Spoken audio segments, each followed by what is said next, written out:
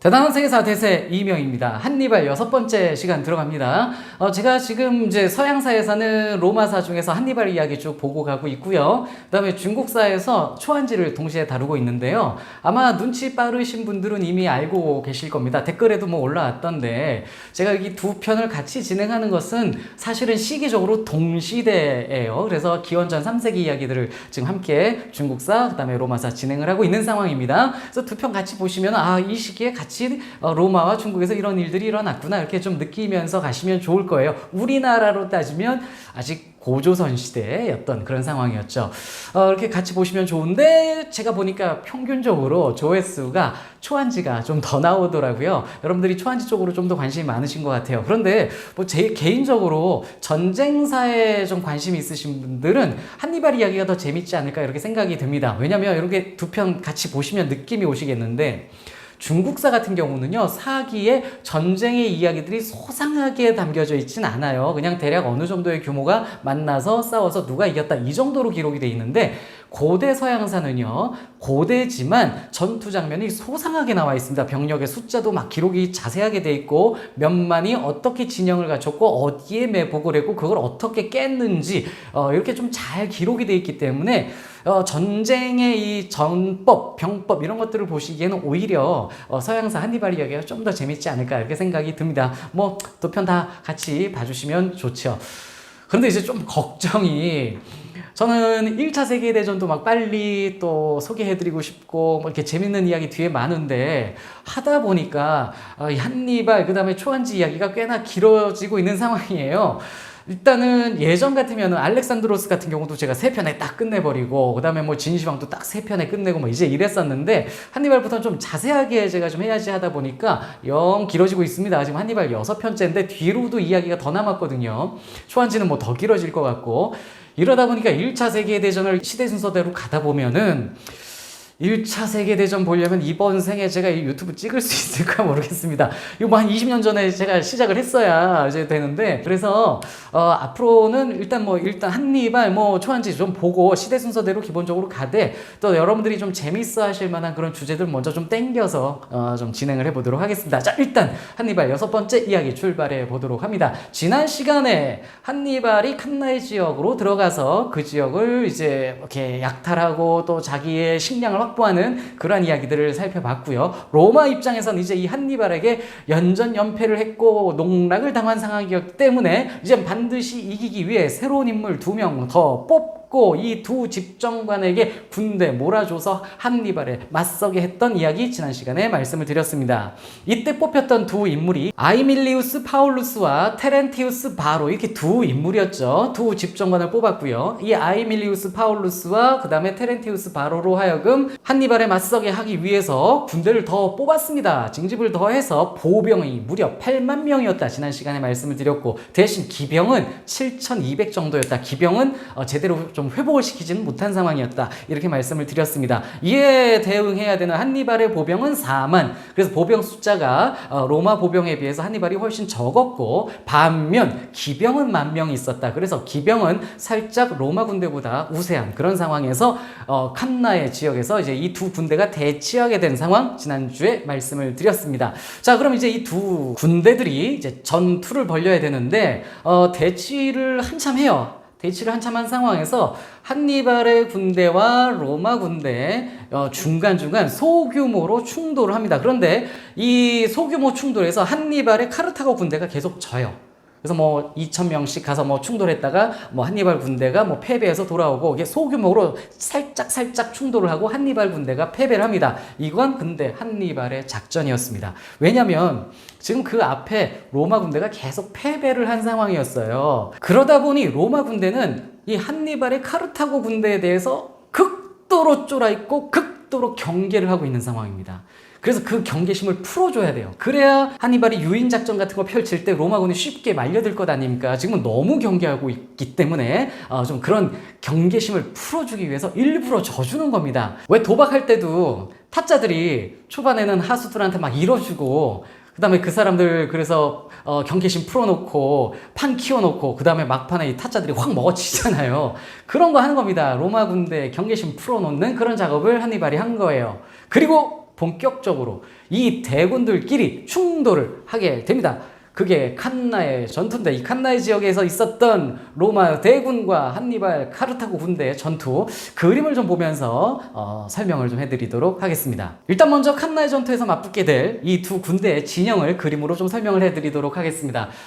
일단 이쪽에 한니발의 보병들이 자리를 잡았습니다. 여기 한니발이 직접 이끄는, 한니발을 뜻하는 히읗입니다. 한니발이 직접 이끄는 보병이 2만 명 정도 가운데 딱 자리를 잡았고요. 그 다음에 이 한니발에 협력한 갈리아인들의 보병이 이렇게 앞에 툭 튀어나와 있는 화살표 모양으로, 부채꼴 모양으로 앞으로 툭 튀어나와서 이렇게 갈리아 보병들이 자리를 잡고 있었습니다. 갈자고요, 요거.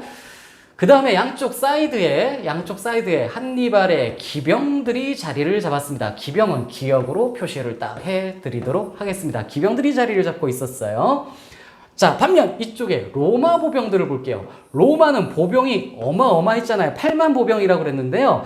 여기에 나온 보병은 7만 명이었습니다.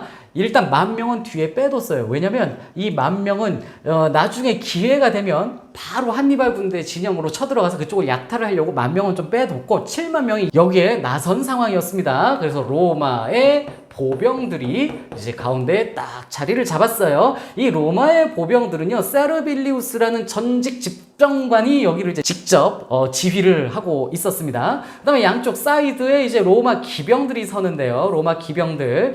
이 로마의 기병들은 한니발 기병에 비해서 숫자가 살짝 작았죠. 그 다음에 전투 경험도 좀 부족했어요. 이쪽 기병을 아이밀리우스 파울루스가 이끌었고 이쪽 기병을 테렌티우스 바로가 이끌었습니다. 그래서 두 집정관 아이밀리우스 파울루스와 테렌티우스 바로가 각각 양쪽에서 기병을 이끌고 있는 상황이었습니다. 자, 전투가 벌어집니다. 로마는 보병에 자신이 있었기 때문에 자신 있는 보병을 가지고 먼저 보병전을 펼쳤죠. 가운데 치고 들어갔습니다. 자, 이렇게 들어가자 여기에 있었던, 맨 앞에 이렇게 툭 튀어나와 있었던 갈리아 보병들이 점점 뒤로 밀립니다. 점점 밀리면서 결국 어려움을 맞게 돼요. 한편 기병은 한니발 기병이 더 우월했잖아요. 한니발은 기병으로 치고 들어갑니다. 한니발은 기병으로 먼저 치고 들어갔어요. 그래서 사이드에서는 이쪽에서 기병전이 펼쳐지고 가운데에서 보병전이 펼쳐지는데 이 갈리아 보병들이요, 결국 점점 밀려서 들어가더니만 양쪽으로 흩어져 버립니다. 와해가 된 것처럼 보였어요. 흩어졌고요.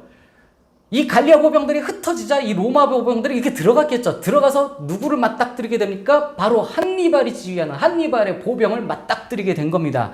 그러니 로마는 이제 더 치고 싶죠. 그런데 여기서 한니발의 2만 보병이 이 로마의 거대한 보병들을 막아냅니다. 견뎌냅니다. 한편 기병 이야기.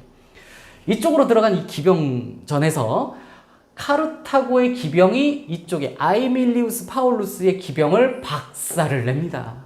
기병은 한니발이 우세했고 수적으로도 우세했고 그 다음에 경험치에서도 우세했습니다. 여기 아이밀리우스 파울루스의 기병이 박살이 나면서 아이밀리우스 파울루스도 이 현장에서 전사를 합니다. 아이밀리우스 파울루스가 기병인데 기병을 지휘하다 말을 잃게 됐대요. 말이 죽었어요.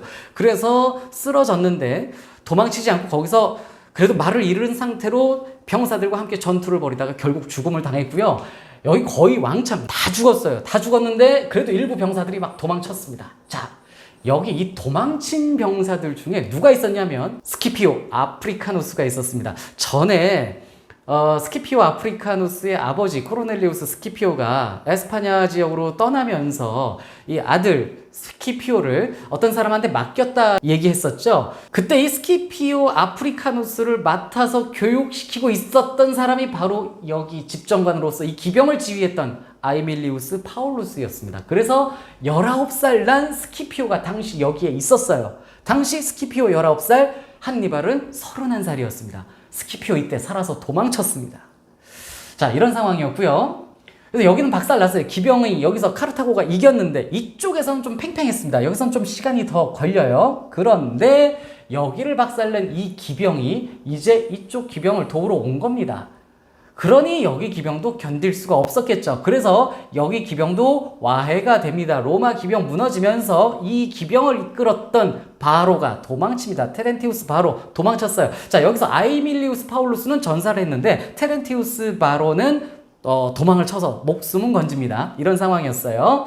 자, 그러면 이 전투 상황이 이제 어떻게 전개가 됐는지 옆에다가 살짝 또 그려보도록 하겠습니다. 일단 여기에 한니발 보병이 견디고 있었죠. 그 다음에 로마 보병들이 이렇게 치고 들어온 상황이었죠. 로마 보병들이 들어온 상황이고, 그런데 아까 얘네들 와해가 된 듯하게 보였던 갈리아 보병들이요, 두 개로 쪼개졌어요. 쪼개져서 이쪽에 갈리아 보병들이 한쪽 자리를 잡고 이쪽에 갈리아 보병들이 또 한쪽 자리를 잡게 됩니다. 흩어졌던 애들이 이 로마 보병의 양옆을 포위한 거예요. 그리고 이 기병들이요, 이 기병들, 여기서 지금 이쪽 양쪽 기병을 박살냈던 카르타고의 기병들이 뒤로 말을 몰고 들어옵니다. 이렇게. 자, 한니발 보병, 갈리아 보병들, 그 다음에 카르타고의 기병들 사이에 로마 보병이 포위가 된 상황이 발생을 했죠. 그리고 이 로마 보병들은 여기서 학살을 당하게 됩니다. 이래서 어마어마한 칸나의 전투의 대승이 한니발의 것이 되어버렸습니다. 로마의 참패였어요. 이런 패배를 당한 경우가 그 전에 로마가 없었거든요. 이때 로마 8만 병사들 중에 살아서 돌아간 자들이 10,000명이 되지 않았다고 합니다. 그들의 기록에 이 로마 군인들이 이곳에서 7만여 명이 전사를 했다고 합니다. 반면 한니발의 카르타고 군대는요 5,500명 정도의 전사가 있었다고 합니다. 그러니까 차이가 엄청나죠. 로마군 7만 명 죽을 때 카르타고 군인들 5,500명 죽었으니까. 심지어 이 한니발의 카르타고 정예 보병들은 거의 안 죽었어요. 죽은 사람들이 대부분 요 갈리아 보병들이었습니다. 그래서 한니발은 또 자신들의 정예 세력들을 또 유지할 수 있었던 거예요. 로마의 참패로 칸나의 전투가 끝나버렸어요. 이 전장에서 로마 병사들 시체를 카르타고 군인들이 헤집고 다니면서 그 사람들의 반지도 빼고 뭐 좋은 무기도 뺏고 막 이랬대요. 그래서 이 전장터에서 죽은 로마 병사들로부터 전리품을 수거하는 데만 이 사람들이 그 다음날 온종일이 걸렸다고 합니다. 그리고 이때 이제 로마 병사들이 반지를 차고 있었는데 이 반지가요 로마인들에게는 그냥 장식품이 아니고 도장이에요. 옛날 로마인들은 이 반지에 이 새겨진 모양으로 딱 도장 같은 거 찍고 그랬거든요. 이걸 다 뽑아서 카르타고 본국에 갔다가 쌓아놨는데 어마어마한 산을 이루었다라고 합니다.